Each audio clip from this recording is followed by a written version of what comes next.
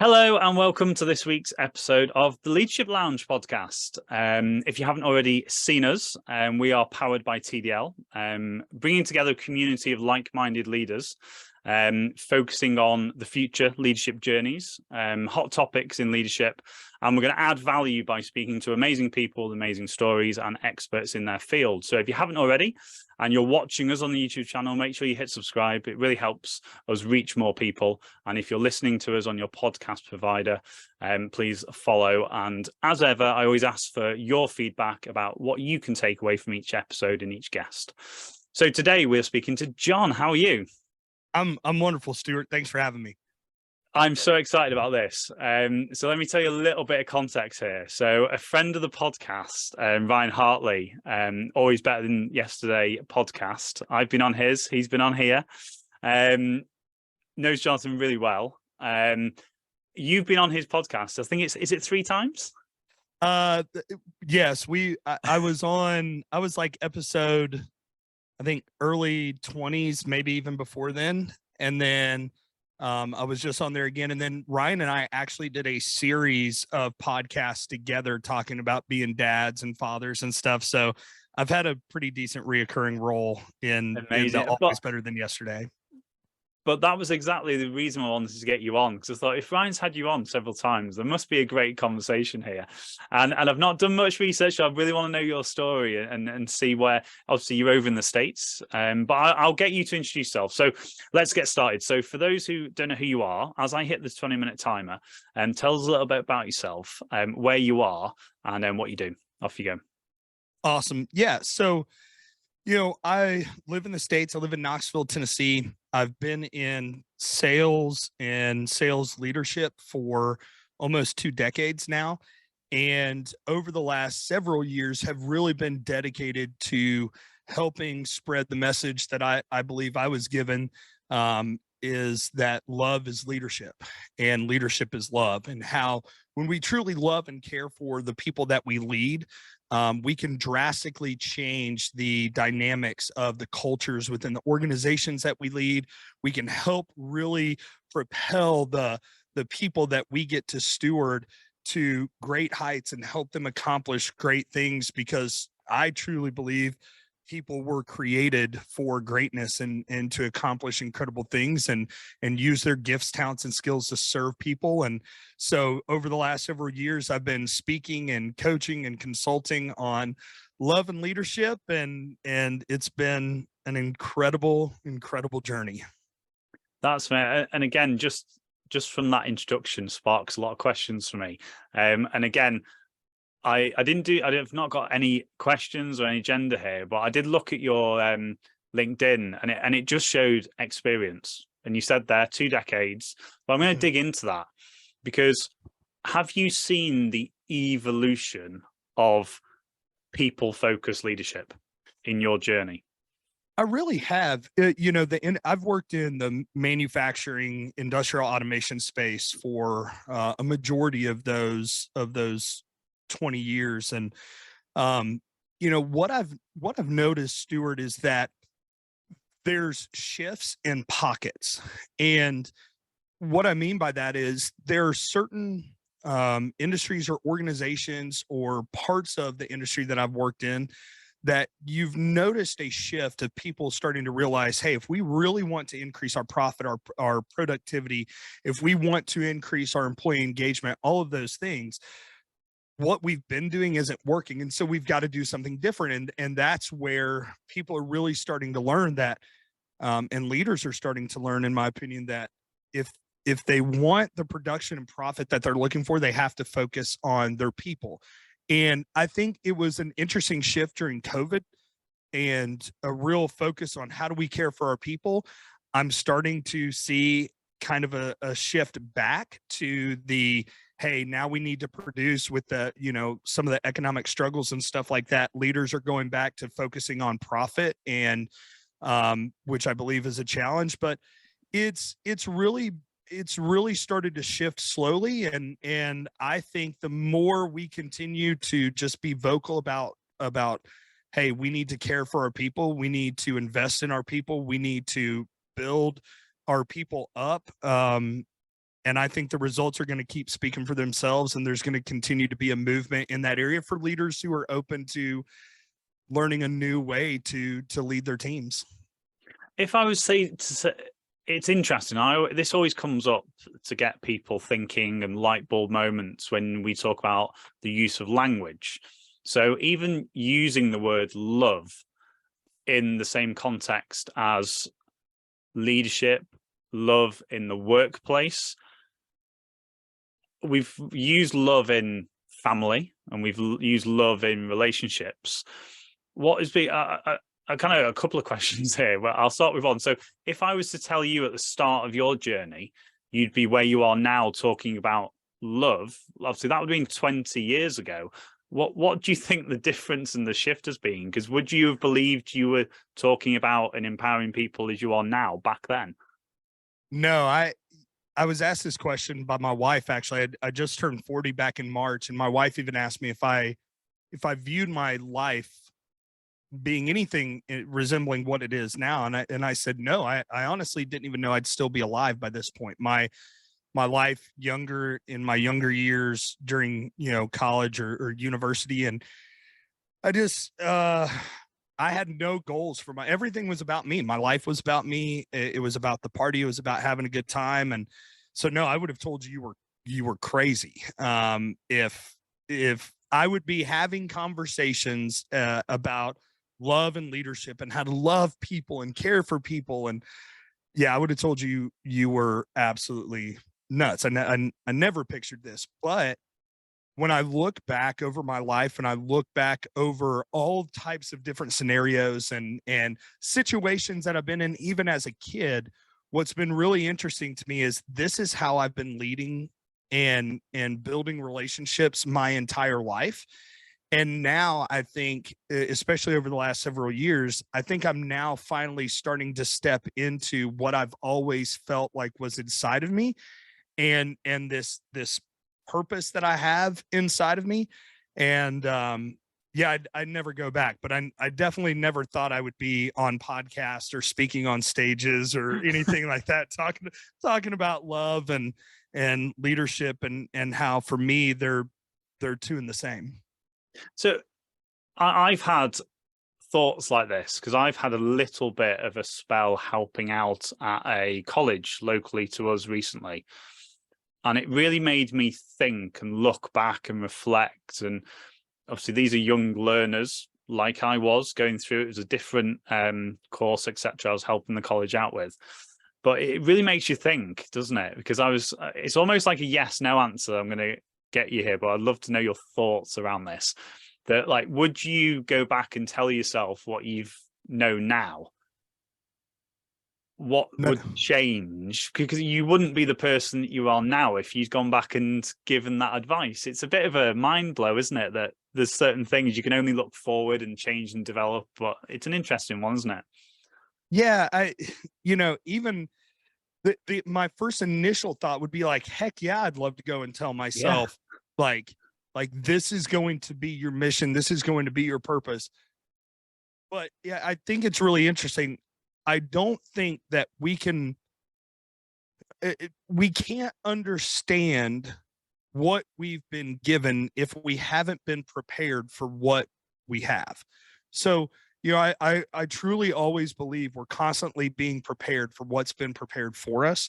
And, you can't just show up somewhere and just be given everything that you're supposed to have and that you've learned, all these things that you learn through life experience. You can't just be given those things and automatically know what to do with them or how to use them. And so I don't know. I don't think that I would go back. And the only thing I would share with my younger self isn't about what I'd be doing in the future or what my purpose or what I believe my mission would be.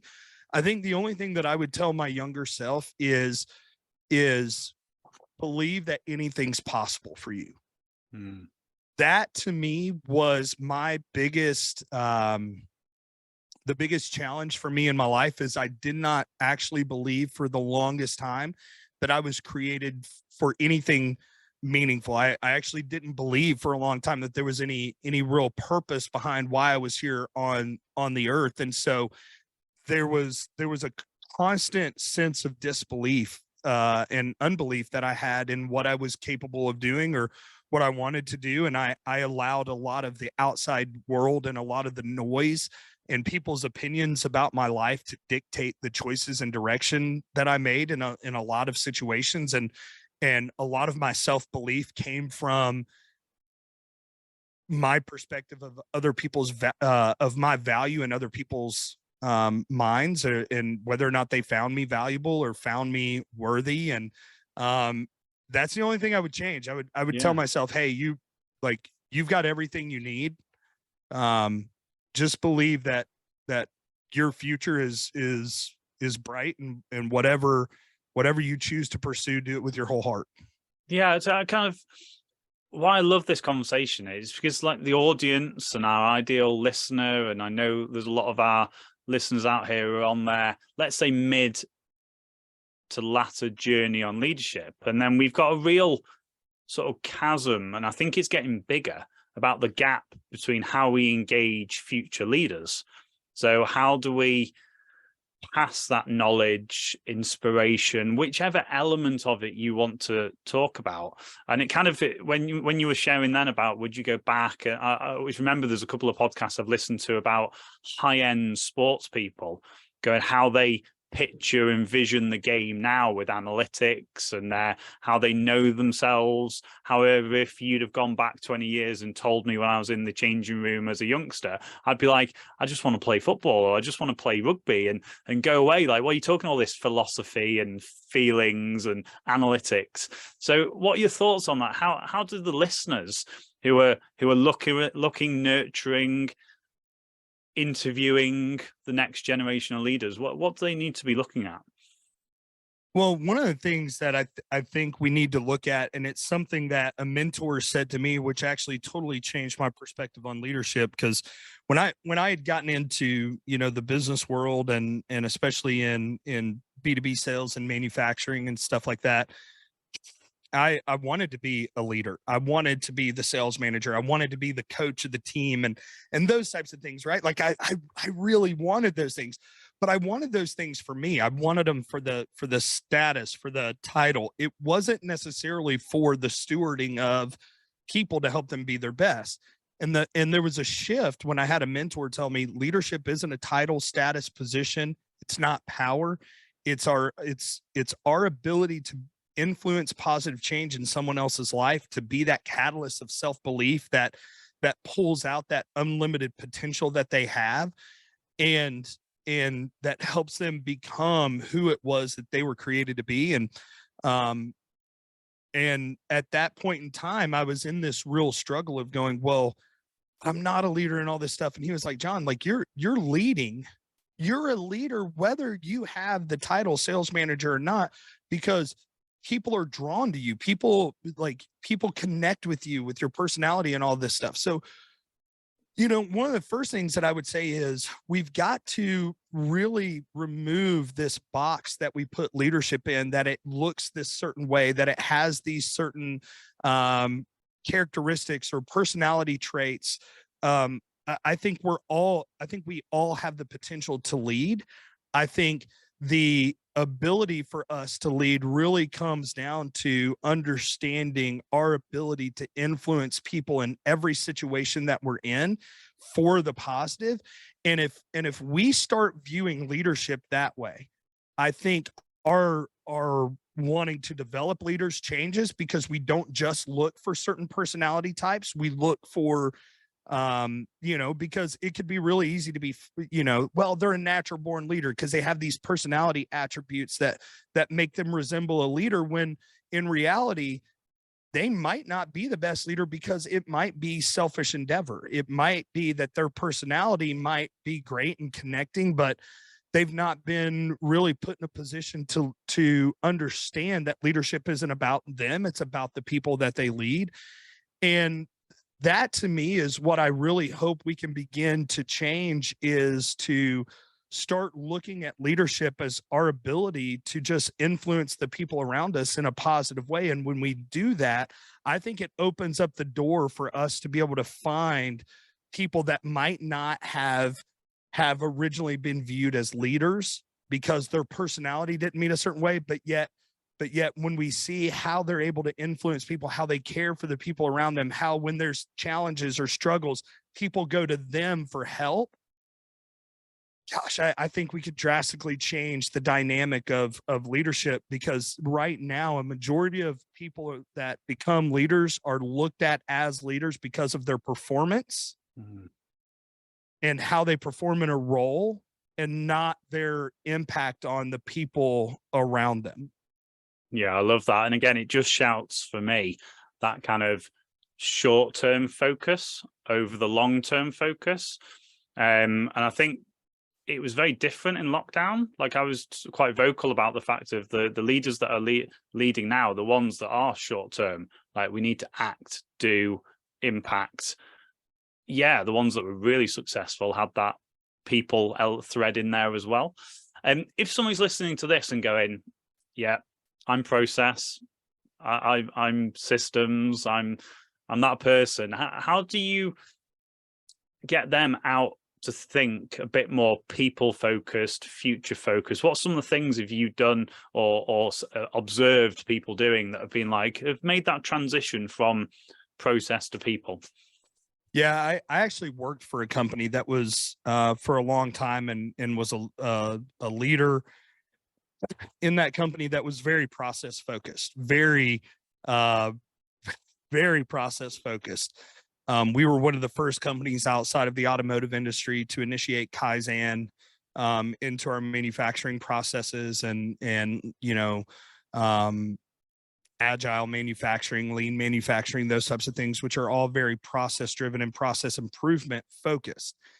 And one of the things that I would remind people is that the processes are important. They're hugely important. We've got to have really great processes. But a process by itself does nothing. It's just words on paper. It's a chart of decisions to make or things to do. If this happens, if you do this, then you do this. The only way a process affects a company is when that process is implemented by the people in the positions that they're in, that the process affects and or helps.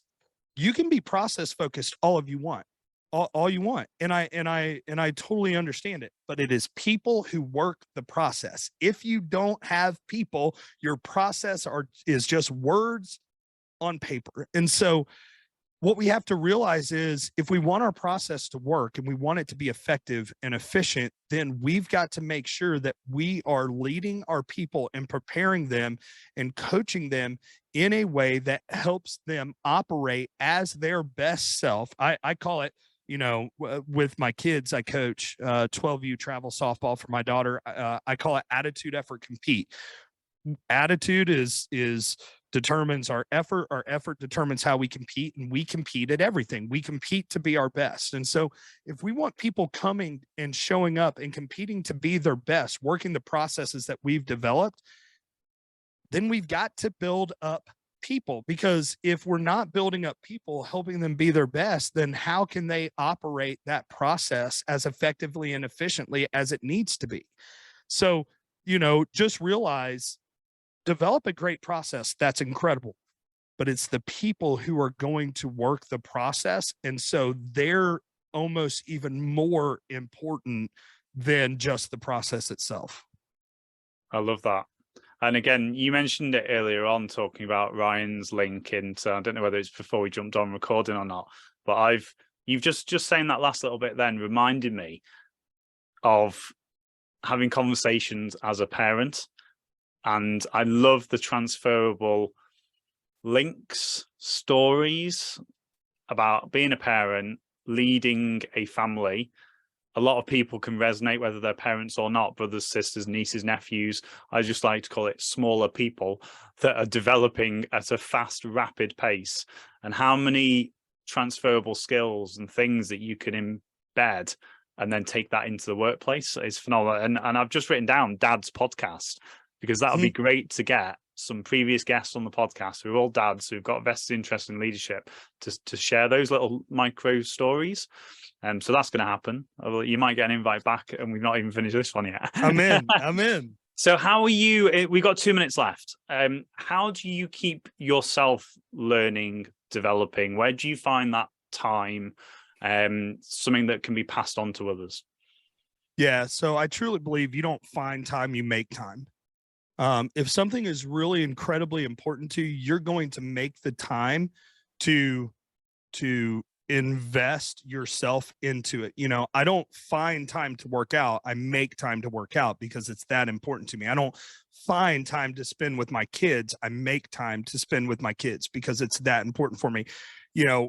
Finding to me is something as if it's lost. Our time is not lost. It's our priorities that are a mess. And so for me, I truly believe if you're not continuing to learn and you're not continuing to develop as a leader, you're going to eventually not be leading anyone. Leadership is constantly evolving. It's constantly changing. I believe there's some foundational things that are truth that will never change when it comes to leadership. But how we approach people, how we interact with people, how we meet people where they are so that we can really build a great understanding or have that empathy to really get to know them and see where we can use our gifts, talents, and skills to invest in them to help them become their best, which is ultimately what I think we're all here to do. You make time to do that. So I actively make time to read leadership books. I spend a lot of time in my Bible. I get a lot of leadership tips there. But if I'm not continuing to develop as a leader, then I think I'm doing a drastic disservice for the people that I'm leading. And because I can't show up as my best if I'm not continuing to work to be my best. I love that, and a great way to finish the podcast. And I can resonate. I love that the important element of that, you find it, because if it's that important, you will find it. And I think a lot of people can resonate with that. So, John, thank you so much for your time today. I know this is going to lead on to future connections and future podcasts. I know this is going to do that. So thank you so much again. Yeah, thanks for having me. If you've enjoyed that, make sure you share with us which elements you can resonate with, some of the action points you're going to take away and implement.